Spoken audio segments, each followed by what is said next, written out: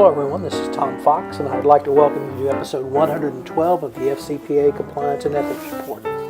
Today I have part one of a two-part interview with Raymond Barrett.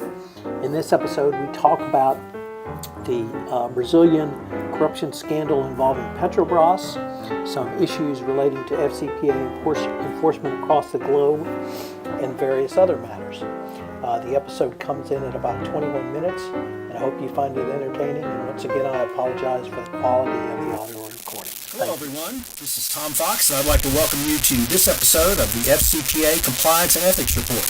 Today, it is my privilege to have back my colleague and good friend Raymond Barrett, the Washington Bureau Chief of PAR.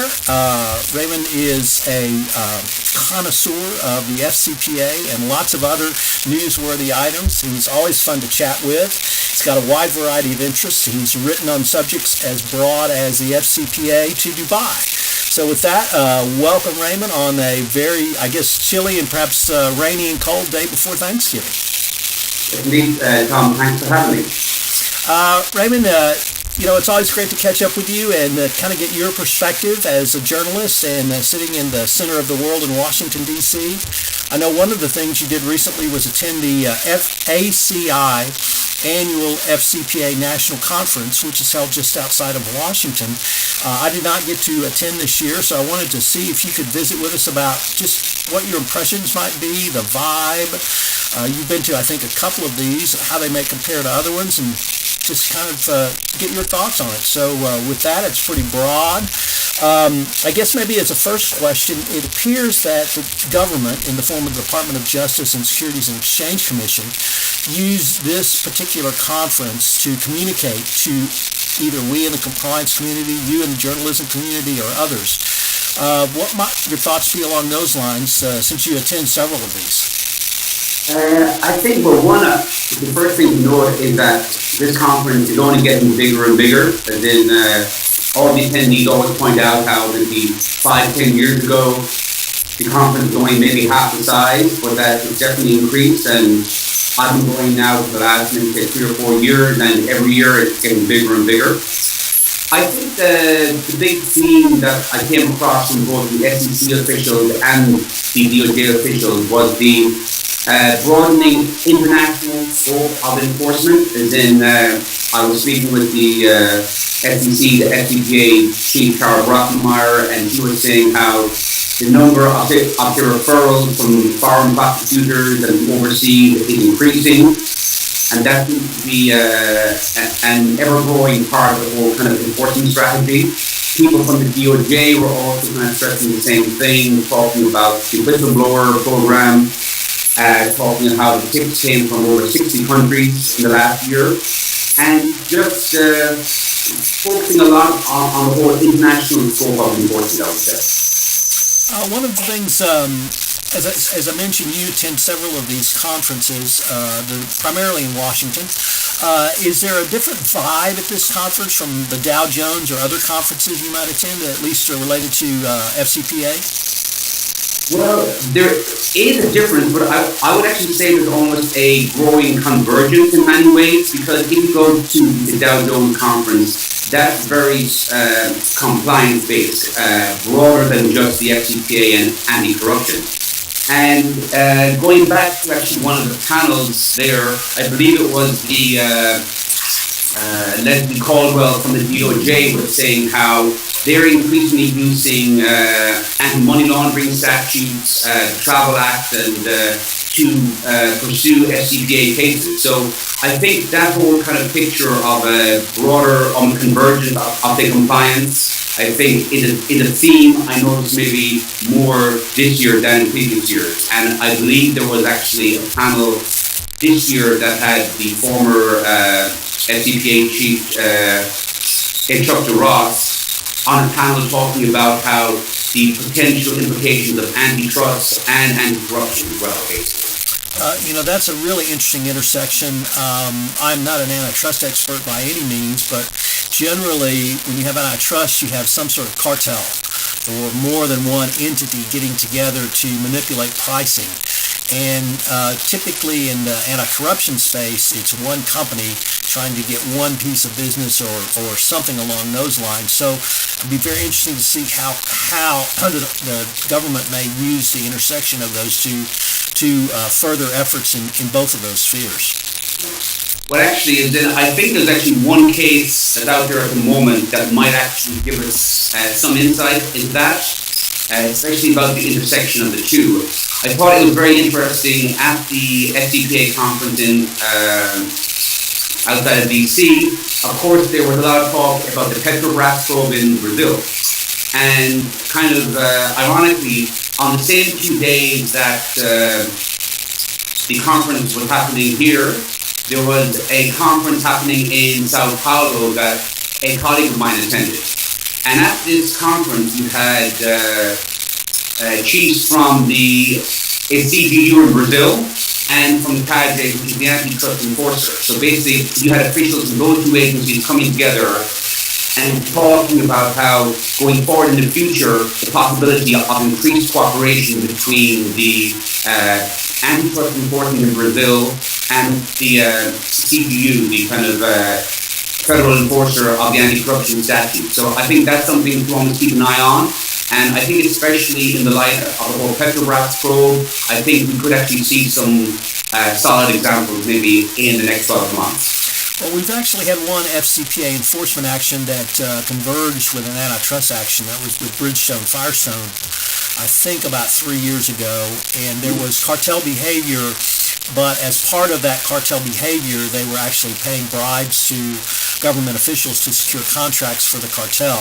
So there's certainly an example of that, but the Petrobras matter is one that has created a great amount of stir, both in Brazil and here. I know PAR has covered that quite extensively. You cover Brazil as part of your regular beat, or at least the company's regular beat. I've been contacted by numerous Brazilian journalists and lawyers seeking some guidance about FCPA, or at least general anti-corruption. So, and the question I'm asked is, why is the Securities and Exchange Commission investigating Petrobras? So I want to give you my answer and then maybe see if you have some different thoughts. As most people know, the FCPA has two parts. Number one, thou shalt not bribe. Number two, if thou dost bribe, thou must record it in your books and records properly as a bribe, which of course no one does. The thou shalt not bribe part is enforced, it's a criminal statute enforced by the Department of Justice. The books and records part, however, is a civil matter enforced by the Securities and Exchange Commission. Only companies listed in the United States stock exchange or have some sort of stock type listing in the U.S. Other than on an exchange are subject to the SEC. Petrobras USA is a U.S. listed corporation, although a subsidiary of Petrobras, the Brazilian company. So the SEC has jurisdiction over Petrobras USA. The question is, has Petrobras USA been involved in this? Typically, the DOJ will not, and SEC will not prosecute the bribe receivers.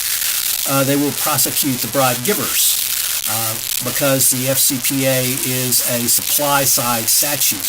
It doesn't criminalize the conduct of the people who receive bribes, unlike the UK Bribery Act. So many of us in the FCPA and general anti-corruption community have wondered why the SEC might be investigating Petrobras.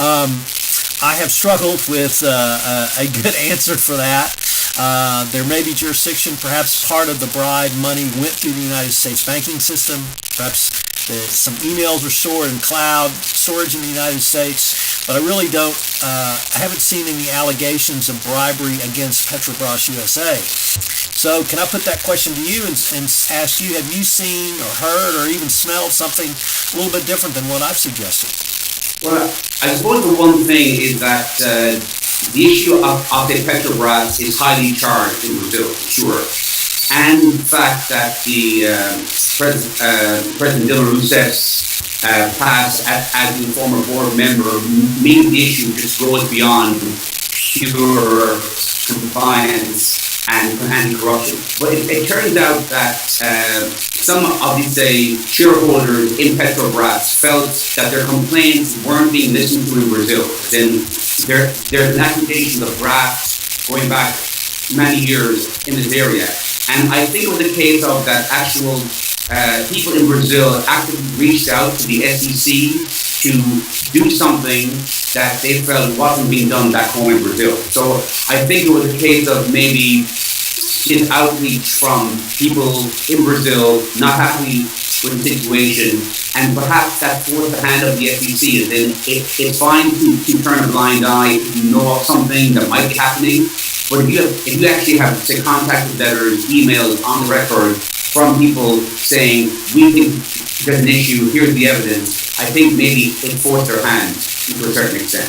That's a very interesting use, really almost offensive use of the U.S. government and the FCPA beyond simply a person from outside the United States acting as a whistleblower to the Securities and Exchange Commission, or DOJ, actually using the power of the U.S. government to perhaps for political purposes or for anti-corruption purposes or other purposes. That would be very interesting. But now let's turn perhaps to what you might see or how you might see this playing out in Brazil. Everything you said about Petrobras and its power in the country, and really as the imprimatur of the Brazilian government stamped directly on Petrobras. Can the Brazilian government investigate Petrobras, and can they bring it to justice if needed? Well, again, going back to this conference in Sao Paulo last week that my colleague attended, I thought there was a little hint that people should really pay attention to. And there seems to be an implication that somehow or other Petrobras was the victim here. And that I think it could be a case of that, given its stature as such an important state-owned company as a national champion, it could be a case that the contractors who dealt with Petrobras could be the ones ultimately that are hung out to dry, basically. Because at the end of the day, it was a large state-owned body with a large number of, say, high-level politicians involved. Given a choice of sort of who's going to be the scapegoat, I wouldn't be surprised if rather than making the national champion the scapegoat, that the other, say, suppliers and third parties that were interacting with Petrobras are the ones that ultimately pay the hardest price. And that brings up another interesting point that I personally am aware of with Petrobras. I worked for a company that was a supplier to Petrobras, and I was asked to investigate what we thought were potential bribe payments, and it turned out that we were being extorted or paying bribes to a supplier of ours that had a monopoly through Petrobras. So we were being instructed to use one particular set of suppliers. It was a small cartel, and we were having to overpay for that at the instigation of the Petrobras supply chain department. That led me to sort of believe that Petrobras is this great engine that drives many parts of the Brazilian economy. And it drives suppliers, their economies, it drives spin-offs that do work with Petrobras, so that there's a huge engine, economic engine involved here, and that there may be many levels of corruption up and down simply because it's a big old trough to eat from. And but Tom, even if you jump slightly to a similar style company in a different part of the world, if you go somewhere like, say, Abu Dhabi, ADNOC is a national kind of oil company there. Sure. Kuwait, it's the young Kuwait national oil company, or even in Saudi Arabia, it's Aramco. Given how deep those companies are integrated into the very fabric of the entire national economy, if there is an issue, if there is a bribery issue, given the connections that the people in those large national champions have, if there's a choice and if there's going to be a scapegoat, who do you think is going to fall? The large national company or some smaller outside supplier who may have contacts overseas? And then whether or not it's right or not, but in these kind of countries, in those kind of situations, I believe that the politicians, the government will always ring fence those big national champions, and if somebody has to fall, it will always be the kind of smaller SME who actually is doing business with them. That's an excellent point. And I guess the thing that is not unique to Petrobras, because there's certainly other national oil companies, but the size of the Brazilian economy and the number of entities that work for Petrobras, Brazilian entities, is much larger than some of the countries, national oil companies in the Middle East, simply because the population base is so great. So very interesting. Tom, and I think the thing that makes it both interesting and very challenging at the moment for the corporations who are trying to operate in that environment is that you're trying to hit a moving target or an evolving target in many ways. Because at the moment, as we know, Brazil has passed a new anti-corruption law, but in order for that law to properly take effect, there are a bunch of, say, add-on regulations that are needed to actually make the law properly come into effect. And there is still uncertainty about both when those are going to occur and exactly what shape those are going to take. So at the moment, I think it's very interesting that you have both the kind of administrative process involving with a probe like Petrobras involving at the same time. So I suppose the big uncertainty is how this probe is going to play out when the actual kind of regs that are underpinning the process are not fully complete. So it's definitely trying to hit a moving target at the moment, but it's very, very interesting to watch.